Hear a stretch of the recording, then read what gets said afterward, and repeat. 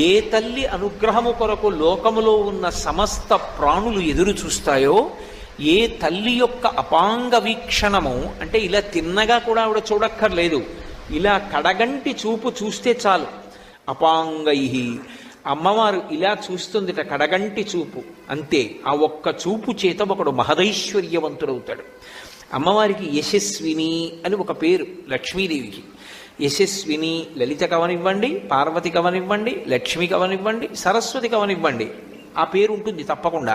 యశస్విని అంటే కీర్తినిచ్చున్నది అని.